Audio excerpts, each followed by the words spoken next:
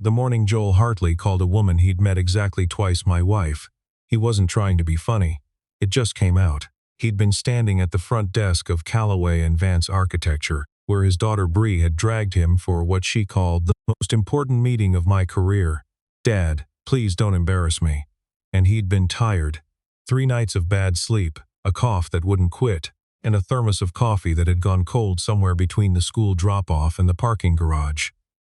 The receptionist had asked if he was with the Whitfield account. He'd said no. She'd asked if he had an appointment. He'd said yes with Lenora Sands. And then, for reasons he still couldn't fully explain, when the woman in question had walked through the glass doors at that exact moment, coat still on, bag over one shoulder, reading something on her phone, he'd turned to the receptionist and said, with complete calm, "That's her.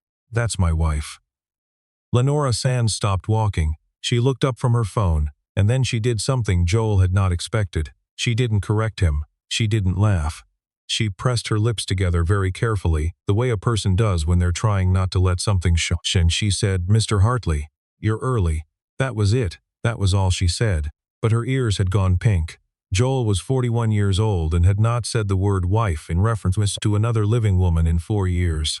His actual wife, Cara, who had loved bad puns and early mornings, and the particular shade of blue that Lake Michigan turned in October, had died from a brain aneurysm on a Tuesday in November.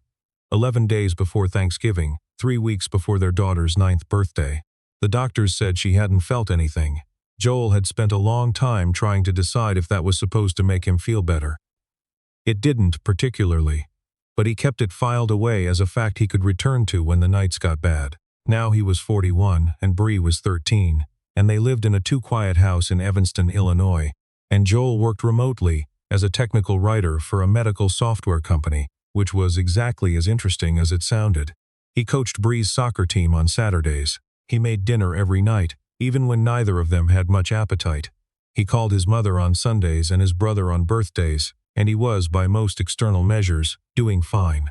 Fine was a word he had become very good at. The reason he was at Callaway and Vance at all was Bree's school project, some ambitious 7th grade initiative where students were supposed to shadow a professional in a field they were interested in. And Bree, who had been drawing floor plans since she was 6, had somehow managed to wrangle an actual visit to a real architecture firm. She'd asked Joel to come along. For moral support, she'd said, in the tone of voice that meant she was nervous but would not admit it.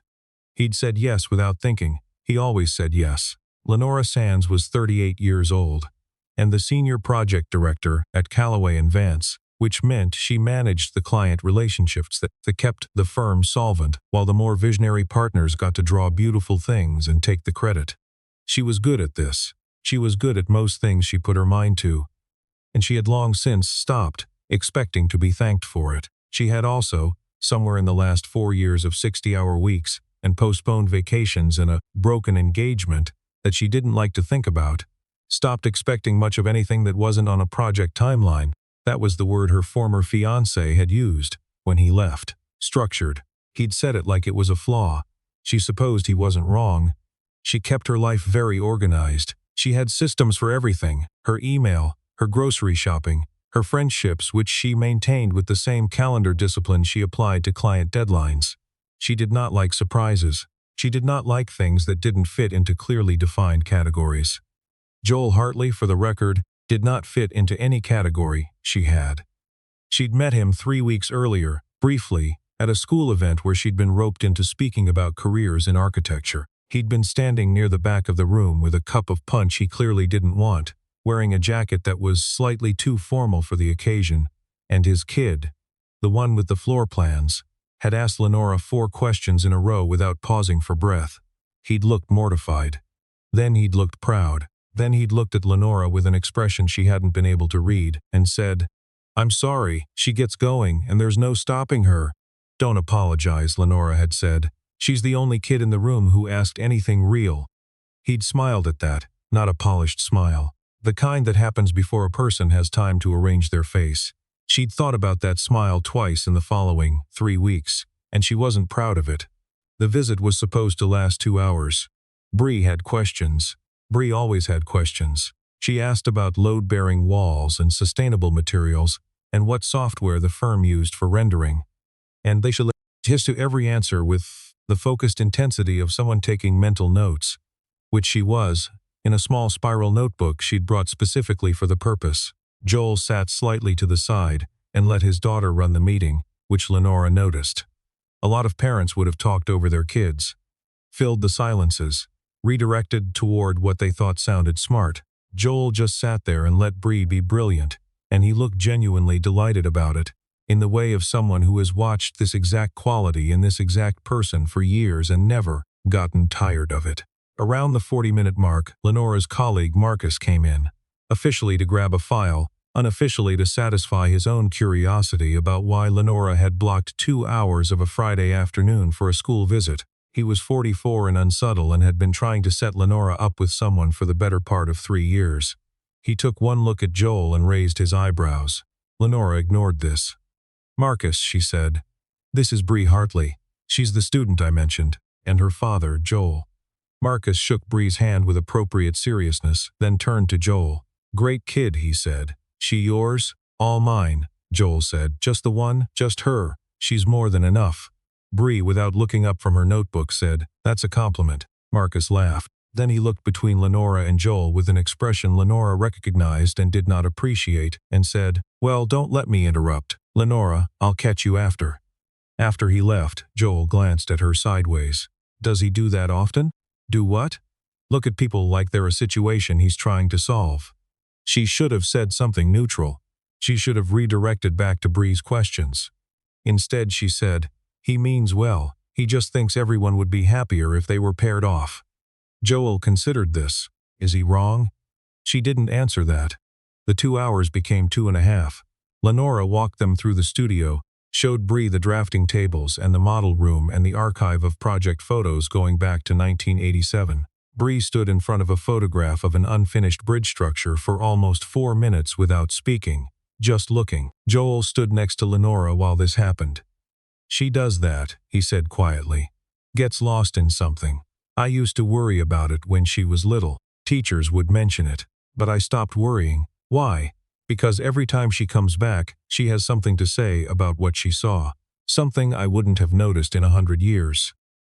Lenora looked at Bree, still looking at the bridge. Then she looked at Joel. "Her mother was like that too," he said, and there was something in his voice that was matter-of-fact and heartbroken in equal measure, the way grief gets when it's had enough time to sand down its sharpest edges but hasn't gone away.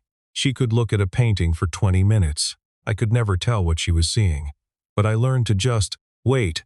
"That's a rare thing," Lenora said, "knowing how to wait."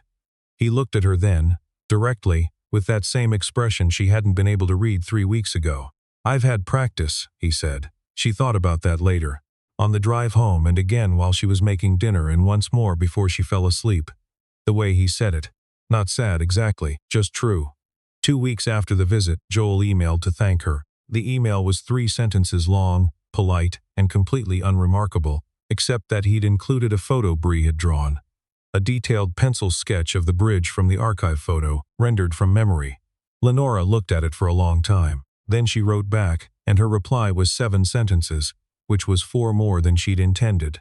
She asked if Bree had done much architectural drawing before. Joel responded within the hour, and somewhere in the middle of the exchange, she'd moved from her desk to her couch.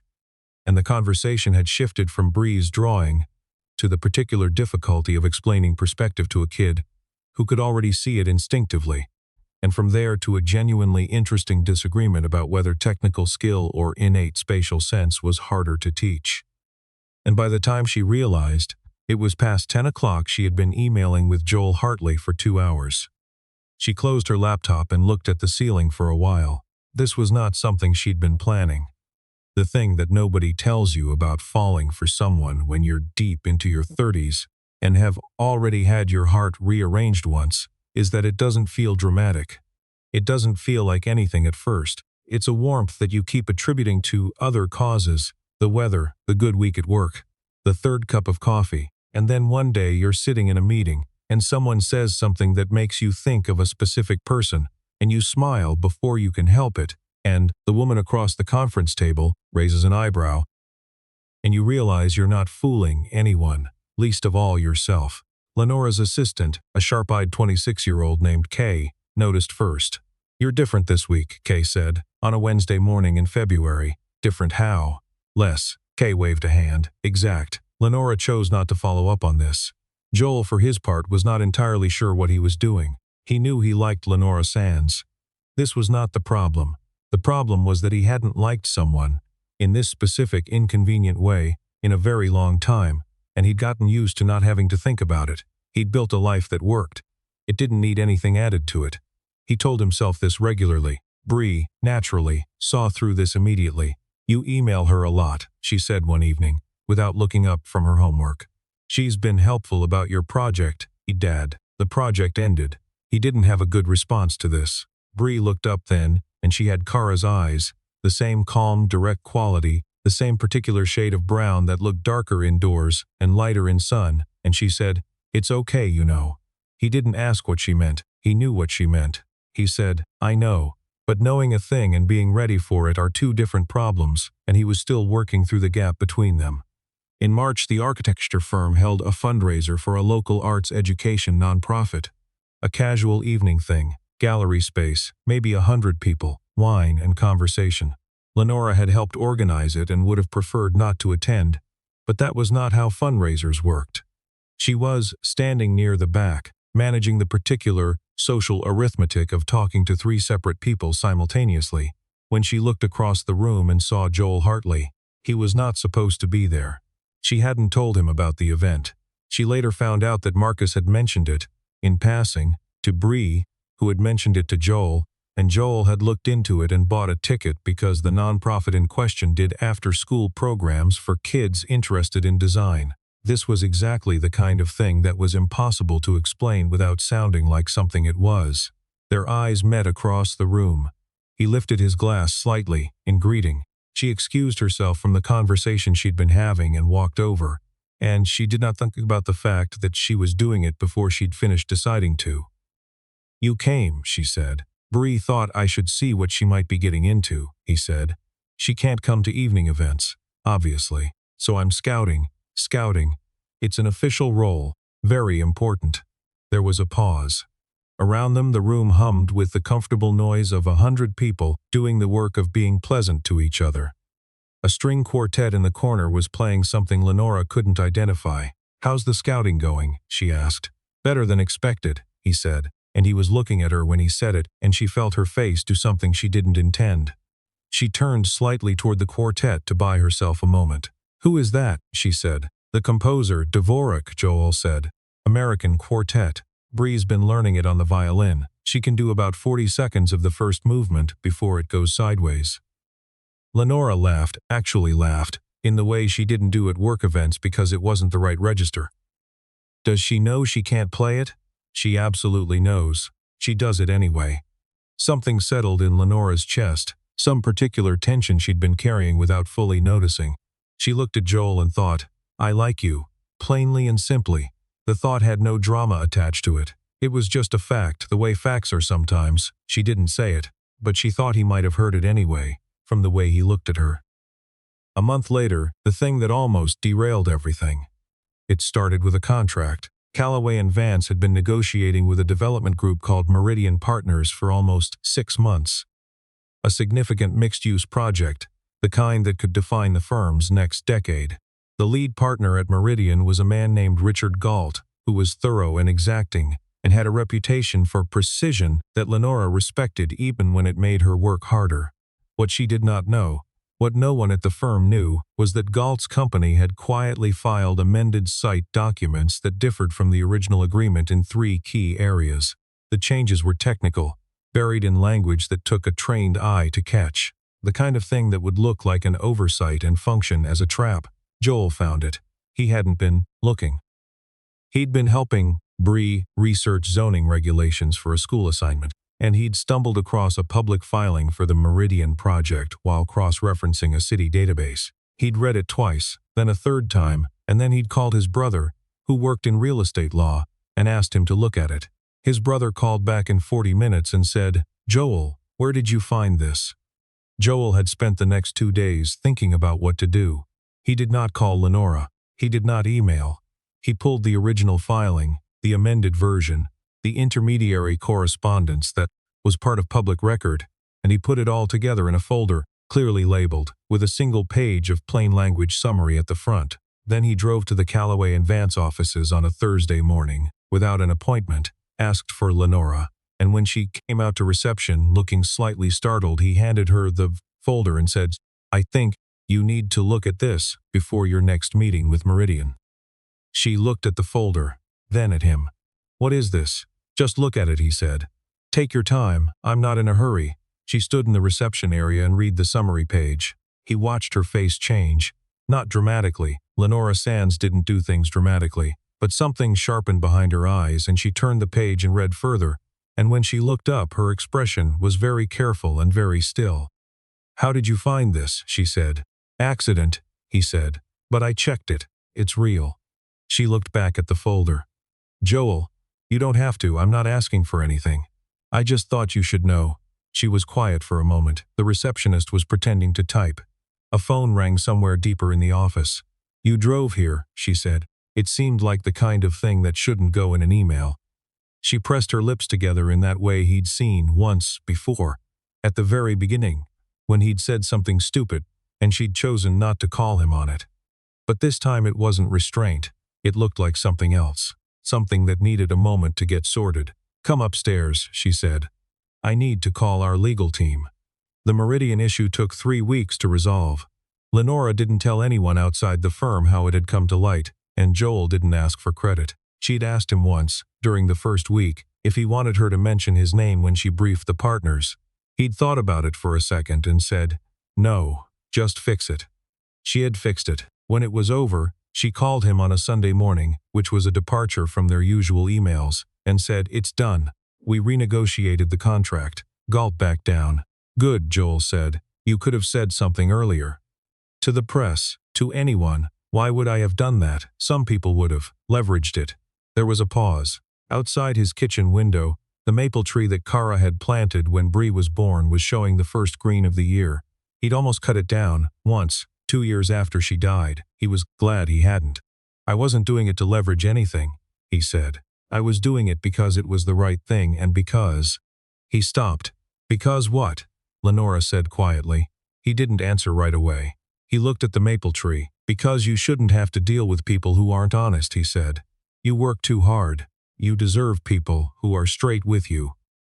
On her end of the phone, Lenora was sitting on her kitchen floor with her back against the cabinet under the sink, which was where she'd been since about 3 minutes into the call, because her legs had stopped being useful. She pressed her free hand against the cool tile and breathed.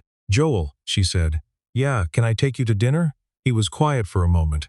Then he said, "Bree's going to want a full report. I'll give her one," Lenora said. He laughed, low and genuine. "Sunday next week. Bree's at her grandmother's. I'll pick somewhere. Somewhere doesn't have to be impressive. I've eaten at impressive. I'd rather it be good." "I know a place," he said. He picked a Vietnamese restaurant in Wicker Park that had been open since 1994 and had exactly 4 items on the menu and no reservation system. They waited outside for 15 minutes, and Lenora did not complain about this, and he liked her more for it. Over dinner, pho, spring rolls, a shared plate of something crispy and fragrant that Lenora couldn't identify and ate all of. They talked for 3 hours. They talked about Bree's future, about the Meridian project, about architecture and technical writing, and why both of them had ended up doing work that was in some ways invisible, that existed to support something more visible. They talked about Lenora's broken engagement, which she described plainly and without particular sadness. "Knows. The way you talk about a chapter that taught you something." They talked about Kara briefly, with the particular care that Joel used when he talked about her in front of someone new, not hiding, not performing, just placing the information gently into the conversation and letting it rest there. "You don't have to be careful about it," Lenora said. "Around me." "I know," he said. "I'm working on that." Later, outside the restaurant, it was cold in that particular Chicago way. Not brutal, just present, and Lenora had her hands in her pockets, and they were standing on the sidewalk, not quite saying goodbye yet. "This was good," she said. "It was," he said. She paused. "I'm not great at this, saying the thing I mean directly. You seem pretty direct to me. At work I'm direct. This is." She gestured vaguely at the space between them. I'm less certain here. He looked at her. Under the streetlights she looked exactly like herself, composed and warm, and that particular kind of careful that he'd come to understand wasn't coldness, it was precision. She cared about getting things right. Including this. I'm less certain too, he said. That's comforting, she said, and smiled. And it was the smile he'd been thinking about since that first meeting, the one she didn't prepare. He didn't reach for her hand or say anything that would need to be walked back. He just said, same time next week? And she said yes without hesitating, and that was enough. That was its own kind of answer. She told Kay on Monday, or rather Kay came in with 2 coffees, set one on Lenora's desk, looked at her face for approximately 4 seconds, and said, oh good, it's about time. Lenora chose not to engage with this. Bree got her report, delivered in the form of a Sunday phone call that went longer than expected. She asked 4 specific questions and listened carefully to the answers. At the end she said, Lenora's good at explaining things. She is, Joel said. That's important, Bree said with the authority of a 13-year-old who had thought about this more than she was letting on. You should tell her that, he told her. In May, 6 months after the visit to the firm and a month into something they hadn't technically named, but had both stopped pretending was anything other than what it was, Lenora came over for dinner for the first time. Joel cooked. Bree set the table with the good napkins without being asked, which Joel noticed and didn't comment on. Lenora brought wine and a small plant for the kitchen windowsill, because she'd asked once what Joel was missing in the kitchen, and he'd said half-joking, something alive that isn't me and Bree. She'd brought a basil plant. He looked at it for a moment, and then he looked at her and he said, that's exactly right. Over dinner, Bree asked Lenora about a specific Brazilian architect whose work she'd been reading about, and Lenora answered at length, and Joel watched the 2 of them across the table, the focused teenager and the woman who took her seriously, and felt something in him settle. Not complete, not fixed, just steadier than it had been. After dinner, while Bree finished homework, Joel and Lenora stood at the kitchen sink doing the dishes. It was an ordinary thing, the most ordinary thing, and the kitchen was warm, and the window above the sink looked out into the backyard, where the maple tree had fully leafed out by now, and in the dark it was just a shape, dark green against a darker sky. Your daughter asked me to teach her about load calculations, Lenora said, passing him a bowl to dry. She didn't. She absolutely did. During the conversation about Niemeyer, she folded it in very smoothly. He laughed. I apologize. Don't. I said yes. He looked at her. She was looking at the window, at the tree she didn't know the story of yet. There were things she didn't know yet. There were things he didn't know yet either. That was fine. That was the nature of the beginning of something. Lenora, he said. She turned. He could have said something complicated. He'd spent a lot of years saying the complicated thing because the simple thing felt too exposed. But she'd told him she was less certain here, in this space between people, and that had felt like trust. I'm glad it worked out like this, he said. Not eloquent, not much, really, but she looked at him with that careful attention she gave to things that mattered, and said, so am I. Outside, the maple tree stood in the dark, doing what trees do, holding on, putting out green, choosing, year after year, to keep going. And inside the kitchen there were 2 people at a sink, doing dishes, neither of them rushing, both of them learning, slowly, honestly, without certainty and without the need for it, what it looked like to stay